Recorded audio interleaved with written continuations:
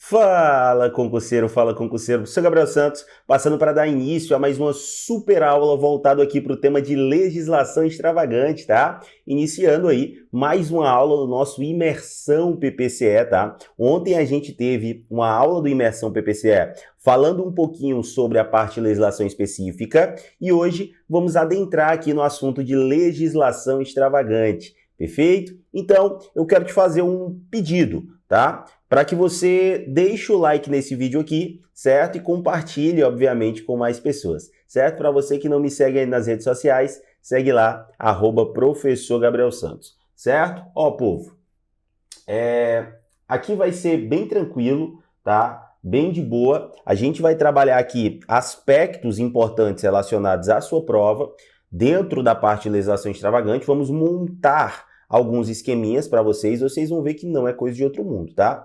Então, sem muito papo, aqui é pouco papo e muita aula, tá? Vamos começar aqui falando um pouquinho do nosso edital, né?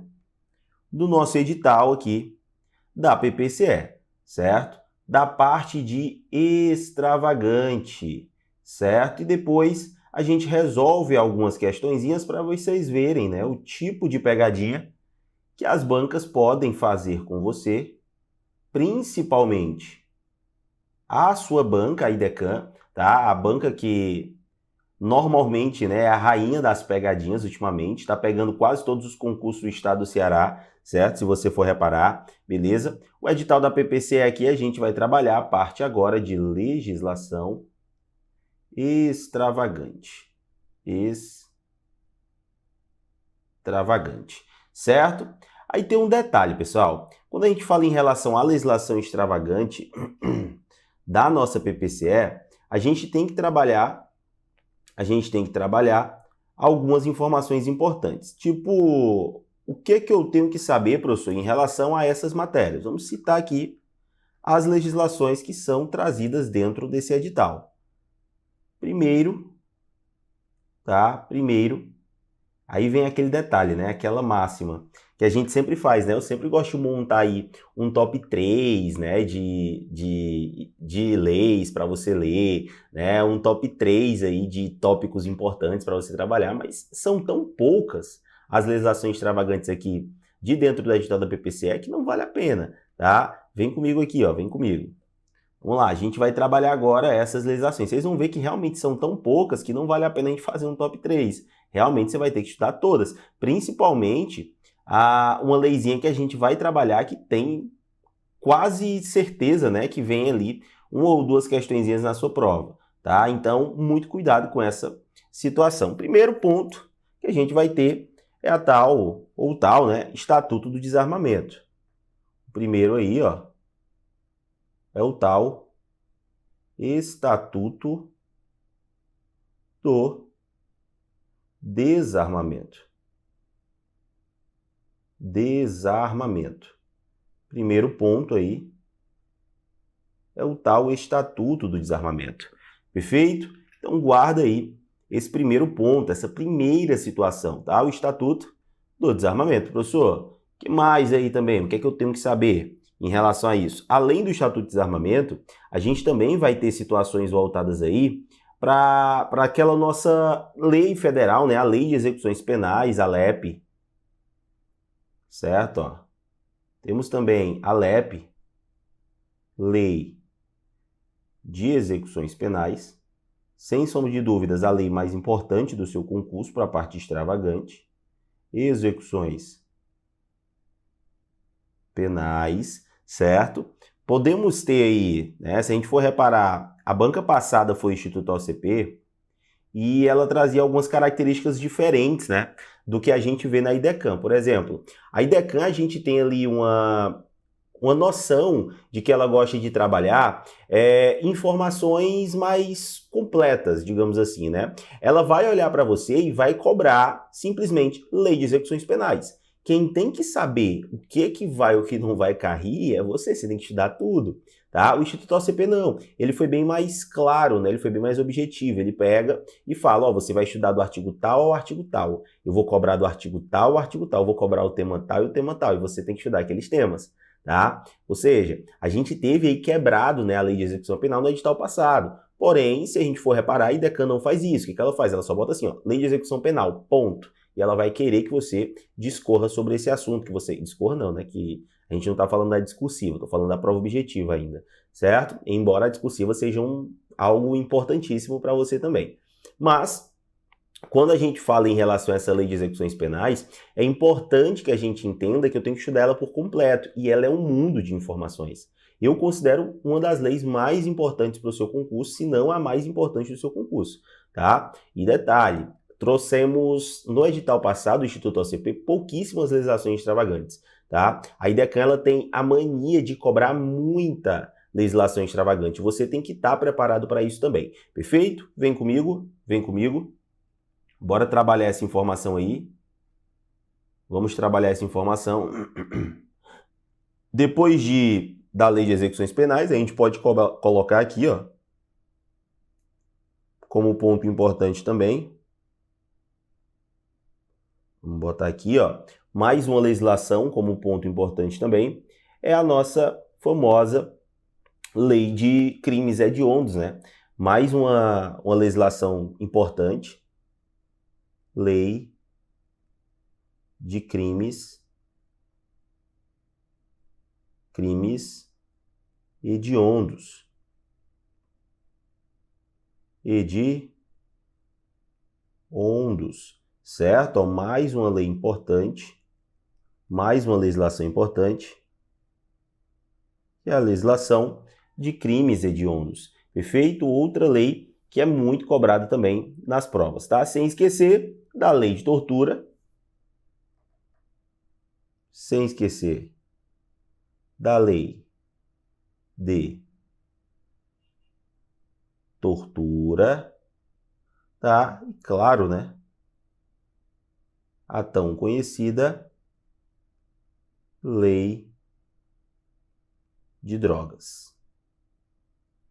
Sem sombra de dúvida, são leis importantes aí para o seu estudo relacionado à polícia penal. Só que o foco da aula aqui é a gente trabalhar as possíveis pegadinhas sobre esse tema, né? E antes de mais nada, eu quero falar um pouquinho sobre o tal Estatuto do Desarmamento, tá? O famoso Estatuto do Desarmamento. O Estatuto do Desarmamento, pessoal, ele vai dispor de algumas informações que são importantes e a gente precisa trabalhar, tá? Precisa. Só um minuto. Deixa eu só colocar aqui para a gente botar o quadrinho em branco, para a gente falar um pouquinho sobre o Estatuto do Desarmamento. Só um minuto, só um minuto. Show.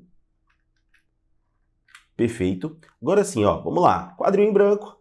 Vamos falar um pouquinho sobre o tal Estatuto do Desarmamento. Certo?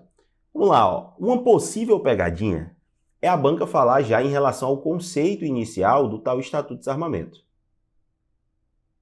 Certo? Uma possível pegadinha é a banca falar sobre a conceituação inicial do tal Estatuto do Desarmamento. Desarmamento. O Estatuto do Desarmamento, pessoal, ele tem uma gama de informações, tá? Mas um importantíssimo é quando a gente fala em relação às competências do SINARME. Mas antes de qualquer coisa, eu tenho que entender o que é o SINARME e onde que ele está incluído, digamos assim, né? O SINARME, pessoal, é o Sistema Nacional de Armas. E ele meio que vai ser instituído aqui, né, por esse estatuto, tá? Tanto que o artigo 1º ele já fala do SINARME. Já traz aí, ó, o que seria o SINARME? É o Sistema Nacional de Armas. Sistema Nacional de Armas, certo? O famoso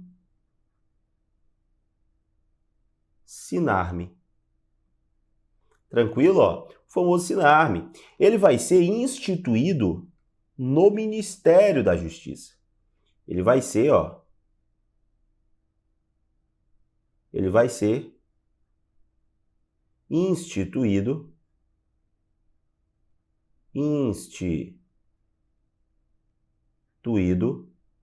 no Ministério da Justiça.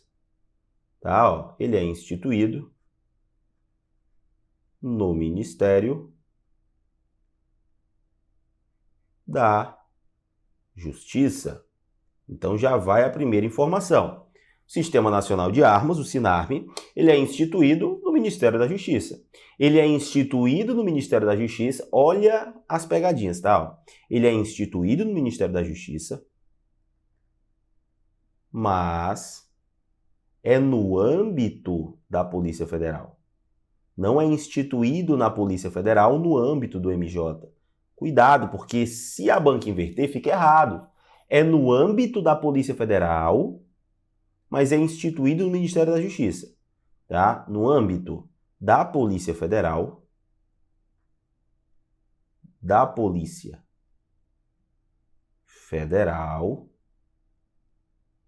e é instituído no Ministério da Justiça. O que a banca faz? O que a banca pode fazer aqui, né? Dizer que vai ser instituído na Polícia Federal no âmbito do Ministério da Justiça. Essa inversão deixa o item errado, tá? E tem circunscrição em todo o território nacional. Tem circunscrição aqui, né? Obviamente, em todo o território nacional. Anote, ó. Tem circunscrição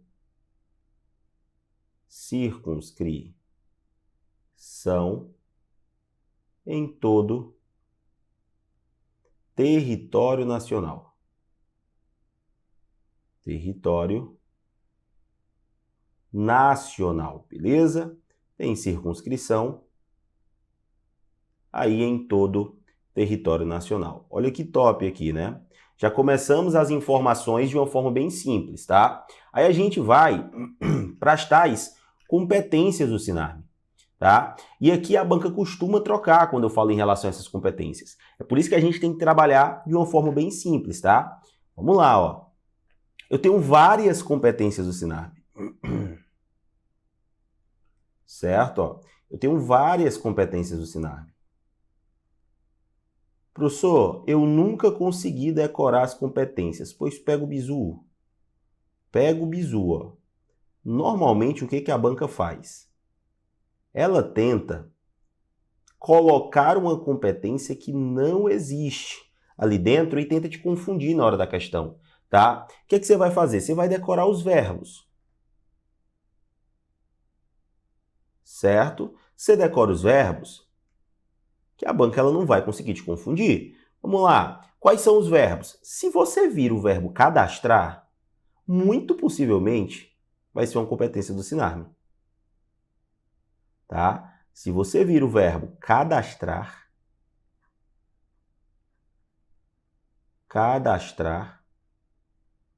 muito possivelmente vai ser uma competência do SINARME, porque o SINARME está ali para cadastrar. Cadastrar autorizações de porte de arma, cadastrar arma de fogo produzida, cadastrar transferência de propriedade, tá? Cadastrar armeiros em atividade no país. Tudo isso é competência do SINARME. Viu o verbo cadastrar? Pode ter certeza aí que tem grande chance de ser uma competência do SINARME. Aí a gente tem também o verbo identificar.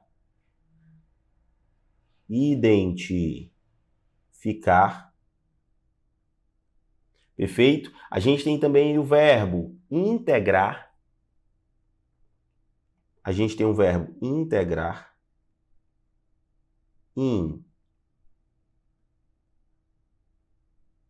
Integrar, certo? E temos também o verbo informar, que aparece uma vez aí nas competências, né? O verbo informar. Beleza? Então, você guarda aí esses bizus em relação a essas competências, aqui são competências do SINARME, tá? Que é até importante que você guarde essas informações, porque a tendência é a banca tentar trocar na hora da sua prova. E eu não quero que isso aconteça, certo? É exatamente por isso que a gente trabalha essas informações. Perfeito? Professor, guardei a informação. Guardei a informação. O que a gente vai ver agora? Agora, a gente vai resolver algumas questõezinhas para vocês verem como que as bancas cobram isso na hora da sua prova, tá? Como que as bancas costumam cobrar isso na sua prova. Perfeitinho? Então vem comigo aqui, ó. Vem comigo e vamos lá para a nossa questãozinha de número 1, tá? Eu sempre gosto de trabalhar essa questão aqui, pessoal, envolvendo o crime de tortura, porque tem várias informações para a gente que vão ajudar caso a banca faça alguma pegadinha, tá? Então, essa questão aqui, ela vai trabalhar várias informações, vários tópicos relacionados ao crime de tortura. Vem comigo, ó, vem comigo. Vamos trabalhar item por item. Analise as afirmativas abaixo com fundamento na 9455, de 1977, que define aí os crimes de tortura e dá outras providências. Aumenta-se a pena do crime de tortura de 1/6 até 1/3 se o crime é cometido mediante sequestro. Olha isso, ó. Aumenta-se a pena do crime de tortura de 1/6 até 1/3 se o crime é cometido mediante sequestro. Professor, isso é verdade? É, mas antes de mais nada, eu preciso aqui, tá, ó, presta atenção, antes de mais nada, eu preciso entender o que é tortura. Aí a gente trabalha a situação voltada para a conduta. Conduta é aquilo que o agente vai praticar para ser considerado ou não crime, certo? Aí o que eu tenho que saber? Em relação a essa conduta aqui, vai constituir crime de tortura constranger alguém, olha isso, ó.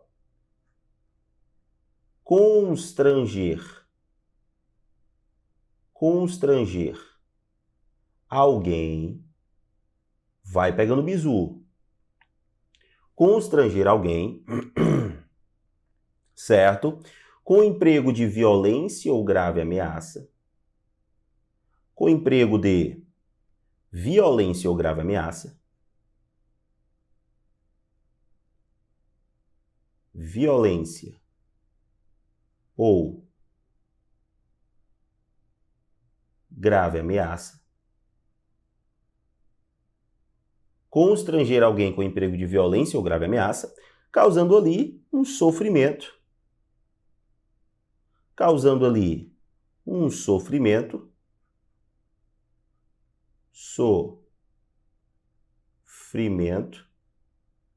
E este sofrimento podendo ser um sofrimento físico ou mental, certo? Ó, podendo ser um sofrimento físico ou mental, perfeito?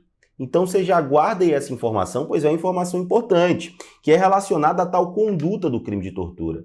Depois que eu entendo a conduta desse crime, o que é que eu preciso saber, professor? Aí a gente vai para outra situação, que é as causas de aumento de pena da tortura. Tá, ó. Vamos falar um pouquinho sobre as causas de aumento de pena da tortura, que é o que foi trazido ali na nossa primeira situação, tá? Professor, quando que vai aumentar a pena no crime de tortura? Ó, aumenta-se a pena. Aí preste atenção. Quanto que é o aumento, professor? O aumento vai ser de 1/6 a 1/3. É só você lembrar. Em uma mão eu tenho 1/6, na outra mão eu rezo o terço. Repito, em uma mão eu tenho 1/6, na outra mão eu rezo o terço. De 1/6 a 1/3. Perfeito? Aumenta-se de 1/6 a 1/3. Aí você lembra, quem é meu aluno antigo já sabe, né? Você lembra da dica do gás? Professor, dica do gás ó. Vai pegando bizu. Ó o bizuzinho. Bizuzinho da dica. Dica do gás. Olha isso, dica do gás. Vai pegando bizu, ó. O D é a pessoa que comete o crime de tortura contra uma pessoa com deficiência, que comete o crime de tortura contra um idoso, a lei vai trazer maiores de 60, A pessoa que comete o crime de tortura contra uma criança, contra adolescente, que pratica o crime contra gestante, é aumentado também a pena se o crime for cometido por agente público, e olha a situação da questão, ó, se for cometido mediante sequestro. Perfeito? Aqui são as casos de tortura majorada. Não confundir a tortura majorada com a tortura qualificada. A gente fala já sobre isso, tá? Aqui são as causas de aumento de pena. Aí tu lembra da dica do gás. Não dá para perder essa questão de jeito nenhum. Volta para cá. E o item 1, ó, que diz que se aumenta o crime de tortura de 1/6 até 1/3 se o crime é cometido mediante sequestro. Tá perfeito o item 1. Tá perfeito. Olha o item 2. A pena para o crime de tortura quando resulta morte é de reclusão de 8 a 12 anos. Aí a gente volta para cá. Opa, vamos lá. Vamos deixar o quadrinho em branco, show. Aí a gente volta para cá, ó, e vamos falar um pouquinho da tal tortura qualificada. Já é outra situação. Tá, ó, tortura qualificada. O que qualifica o crime de tortura, né? Ó, qualificada. Olha isso, ó. Tortura qualificada. Professor, quais são as hipóteses de tortura qualificada aí para me conseguir entender, para me conseguir levar para a minha prova? Aí tu vai pensar em duas situações. Se a tortura resultou lesão corporal,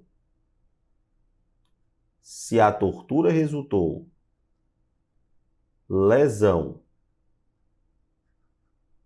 corporal, e esta lesão corporal é de natureza grave ou gravíssima. Grave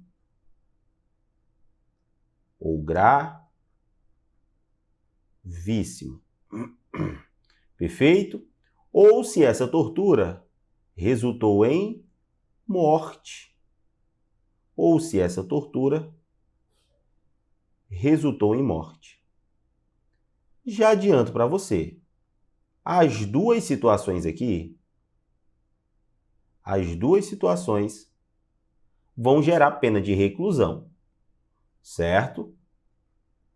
A única tortura, aí eu vou repetir, ó, a única tortura que vai gerar detenção é a tortura omissão, que é uma detenção de 1 a 4 anos, certo? O restante todas são reclusão.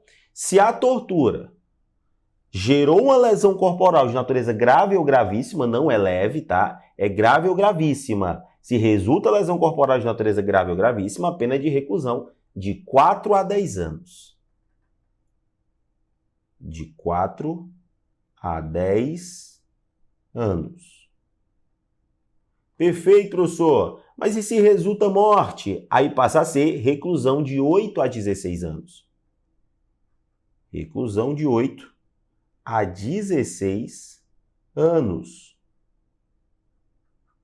Passa a ser reclusão de 8 a 16 anos. Beleza? É a tal tortura qualificada. Muito cuidado com isso daqui. Aí a gente volta para a questão.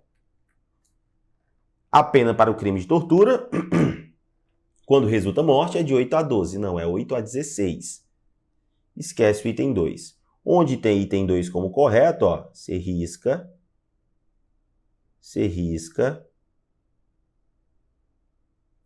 vai riscando, ó.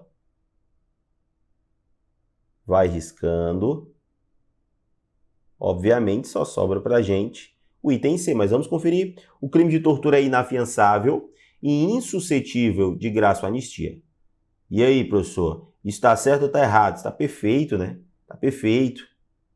E a 4, ó, o condenado por crime de tortura, quando resulta lesão corporal de natureza grave ou gravíssima, iniciará o cumprimento da pena em regime fechado. Perfeito, tá? O único, na verdade, que não vai iniciar em regime fechado do cumprimento da pena, pessoal, é o da tortura omissão. beleza? É a única tortura que não se inicia aí o cumprimento da pena em regime fechado. Suave, de boa? Bora lá falar um pouquinho agora da nossa questão de número 2. A questão de número 2, pessoal, vai falar de lei de drogas, tá? Outra lei importante aí do seu edital. Aí tem um detalhe. Na lei de drogas, a gente tem lá no artigo 33 os crimes equiparados ao tráfico, tá? Perdão, deixa eu só molhar a garganta aqui, pessoal, rapidinho.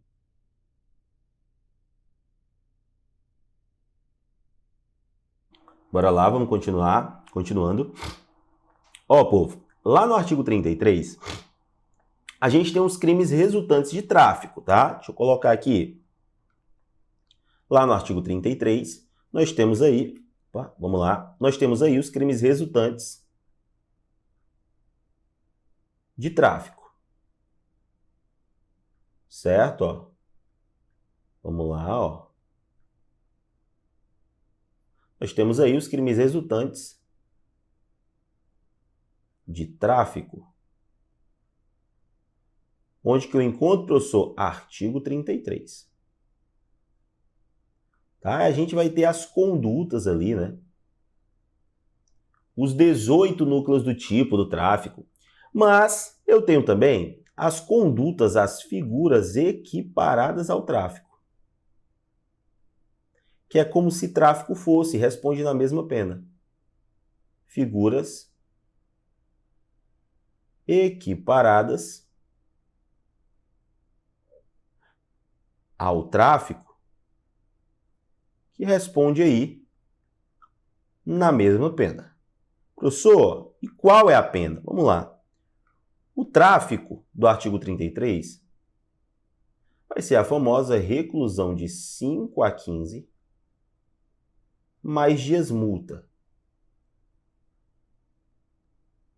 Aqui, nas figuras equiparadas ao tráfico, responde na mesma pena. Por isso é equiparado, certo? Aí a gente tem algumas situações que são importantes, mas eu vou focar em uma só, tá? Que é o artigo 33. Onde que eu encontro isso, professor?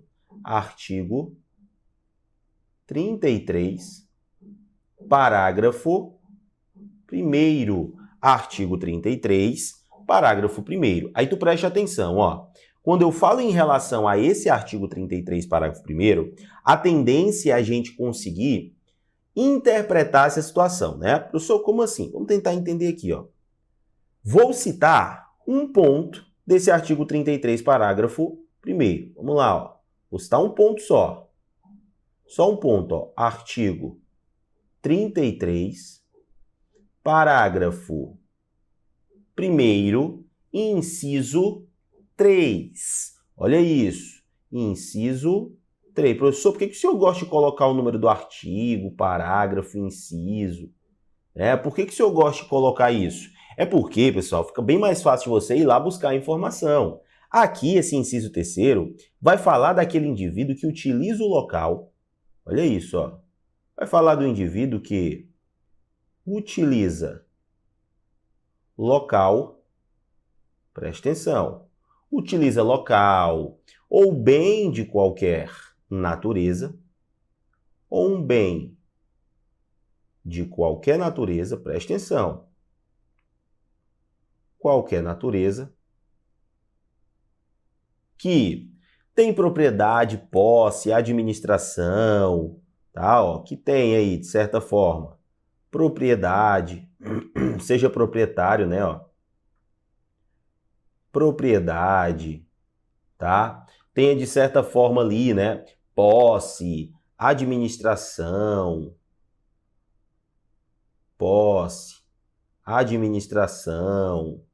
tá? Que tenha ali, de certa forma, guarda, vigilância,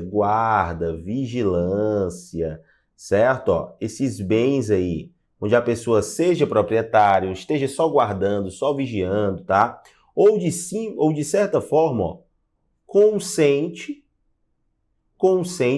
pega o bizu, ó,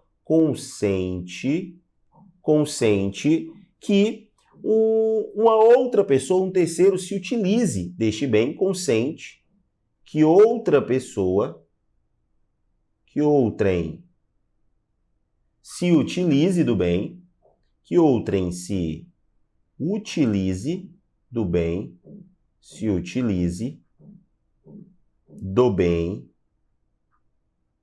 Preste atenção, que outrem se utilize do bem, tá? Ó, ainda que de forma gratuita, por mais que não receba nada para isso, ó, ainda que de forma gratuita, ainda que gratuitamente,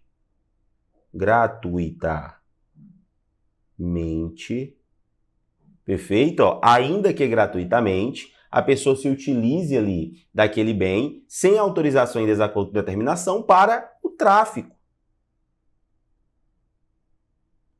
Vai ser uma conduta equiparada ao tráfico. Tá, ó. A pessoa que utilize, que consente que outra pessoa utilize o bem, ainda que gratuitamente, tá, para o tráfico. Perfeito?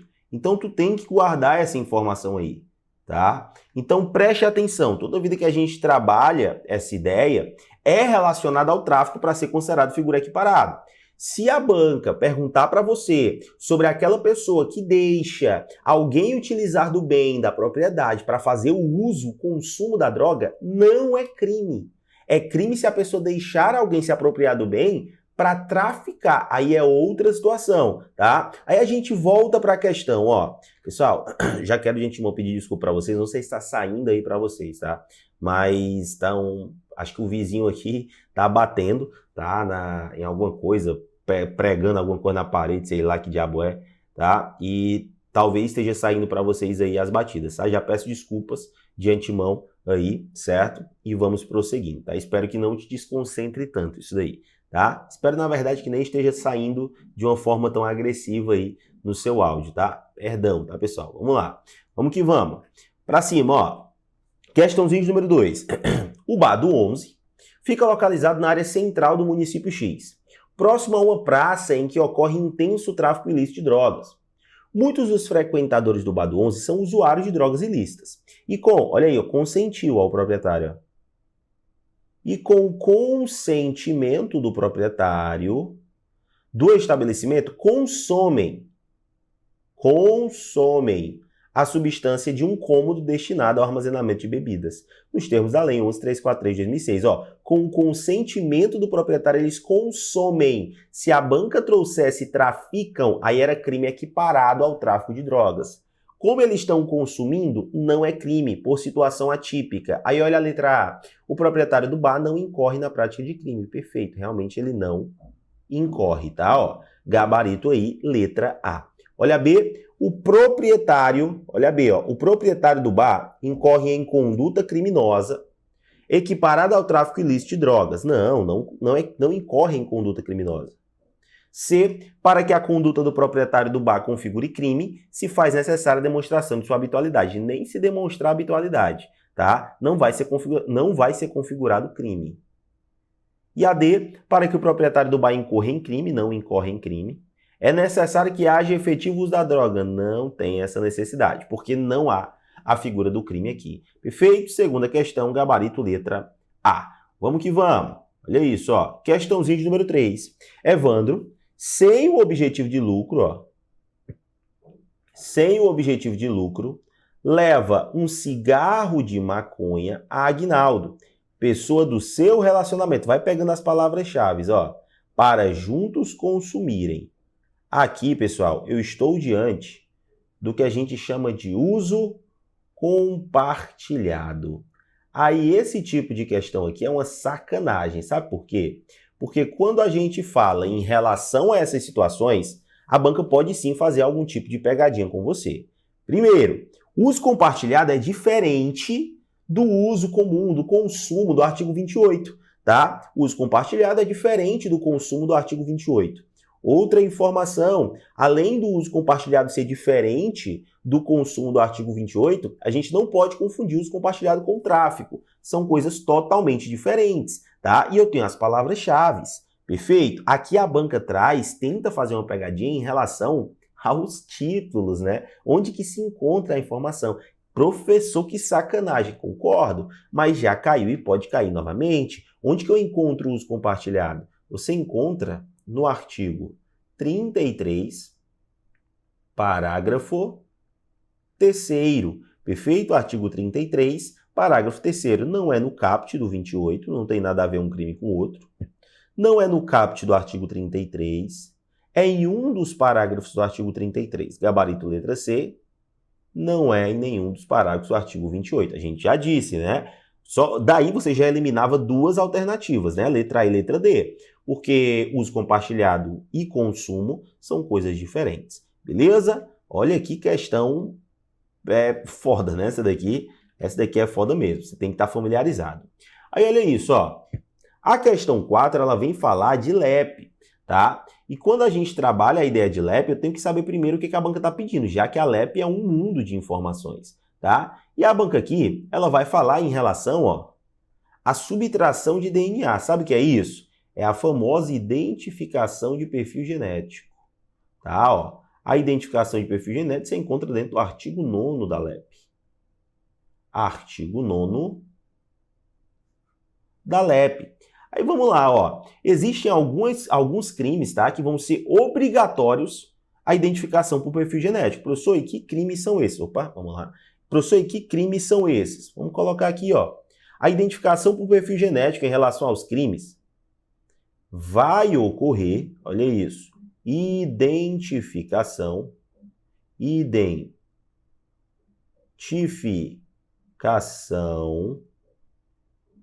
do perfil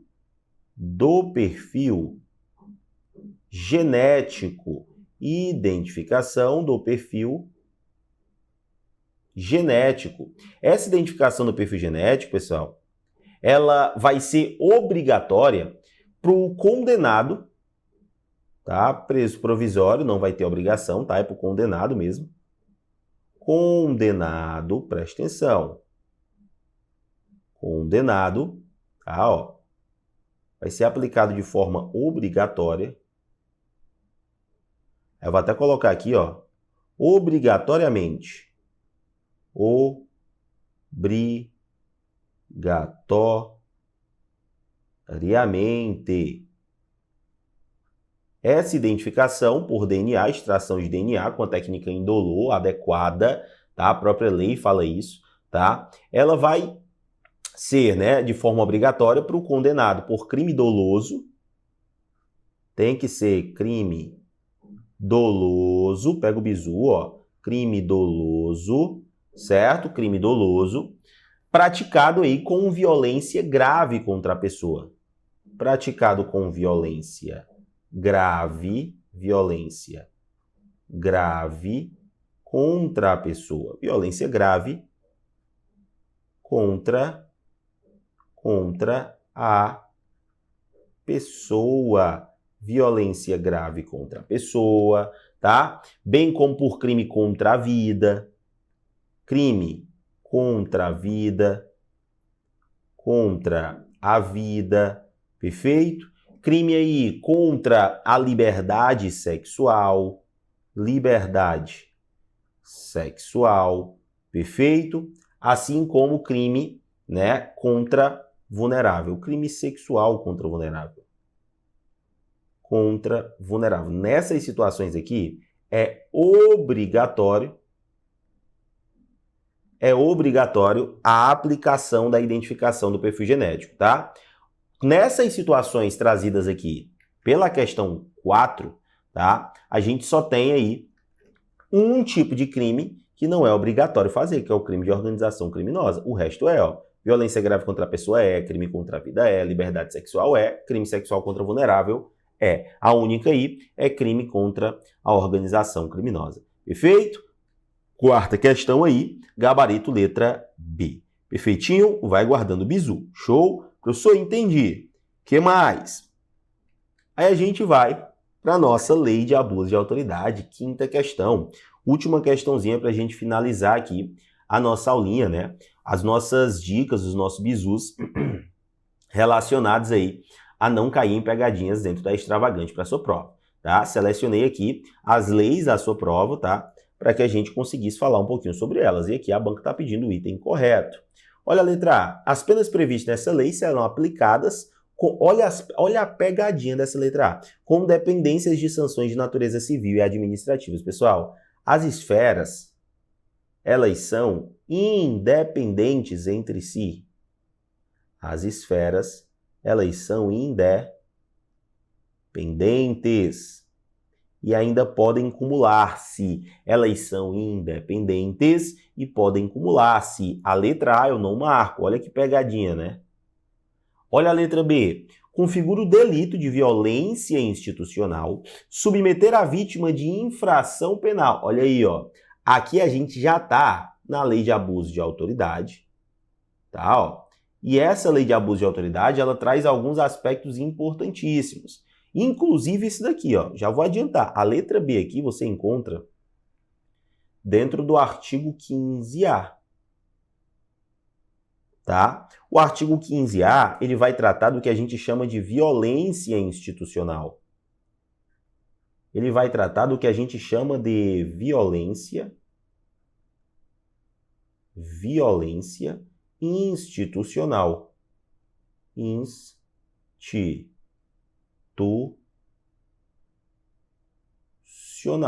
Então, ó, o artigo 15A é o artigo mais novo da nossa lei de abuso de autoridade, tá? Ele vem para trazer aí o que seria a tal violência institucional. Aí a gente tem o caráter de submeter, aí olha as palavras-chave para você entender o que é violência institucional. Submeter a vítima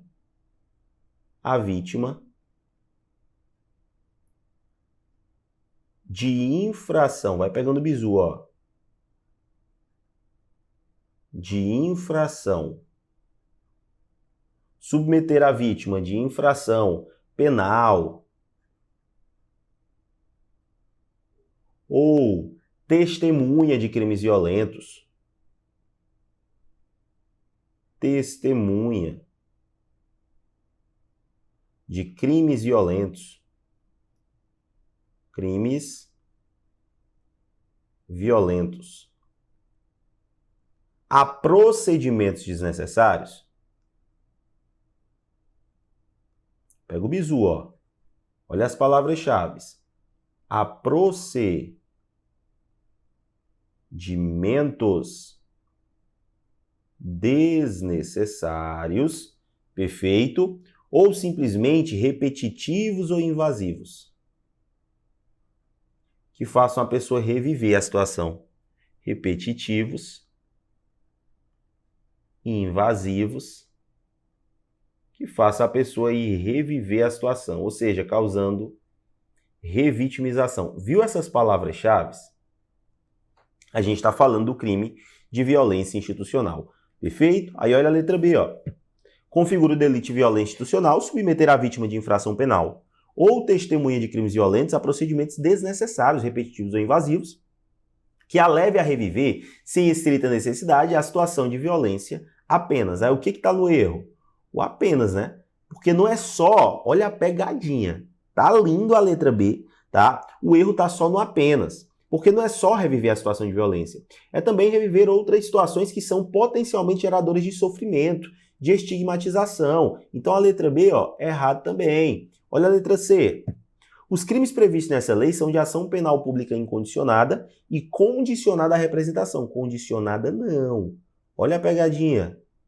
Tá, ó. Condicionada não. A regra é incondicionada.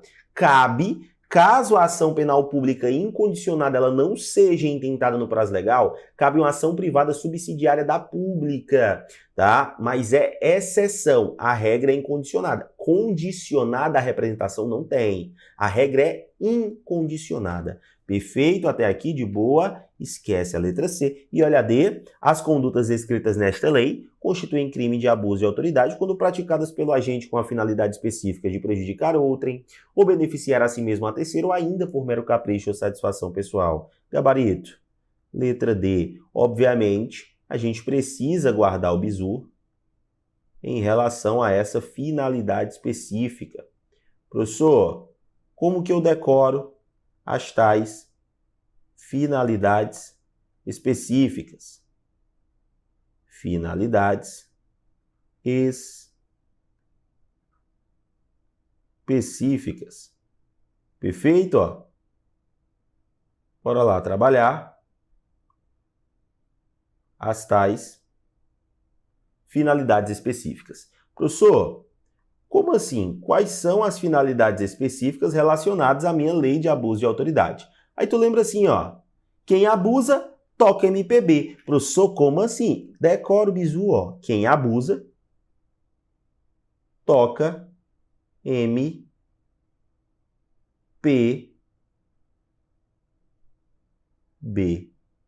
Professor, não entendi. Vai entender agora? O M é de mero capricho ou satisfação pessoal ou satisfação pessoal. Perfeito? O P é de prejudicar outrem.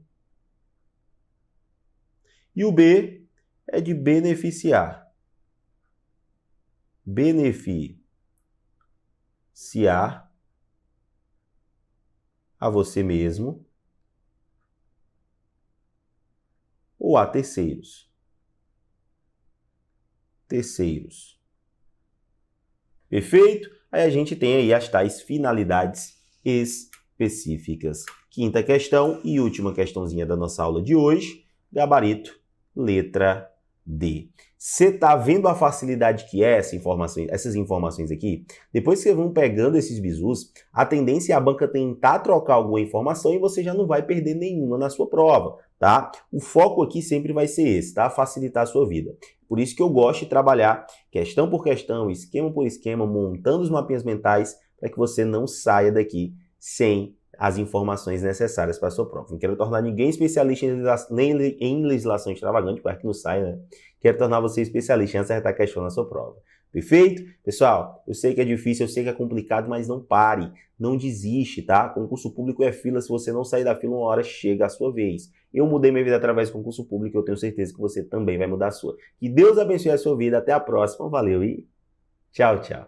Olha, se você chegou até aqui é que com certeza você quer mudar a sua vida. E você viu que o Objetivo Play pode ser uma solução para você. O Objetivo Play é uma plataforma completa que te dá acesso a tudo que você precisa para estudar para concurso. Tem acesso a aulas ao vivo, comigo e com outros professores. Você tem acesso a aulas gravadas para todos os concursos públicos que você quiser. E claro, milhares e milhares de questões comentadas. Eu sei que você deve estar muitas vezes duvidoso se realmente o Objetivo Play é para você.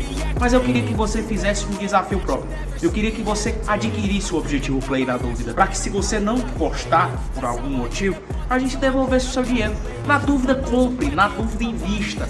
Na dúvida, aproveite a chance de ouro de pegar uma plataforma sensacional e que garantiu a aprovação de milhares de candidatos nos mais diversos concursos públicos. O cavalo selado ele só passa uma vez. Se você não montar, você vai perder a viagem. E o que eu tô te convidando agora é para melhorar a sua vida durante esse ano. Afinal, você não tá afim de viver do mesmo jeito sempre. O Objetivo Play ajudou e potencializou a forma de distribuição de PDFs. Porque nós trabalhamos com PDFs que tem tabelas, imagens e gráficos.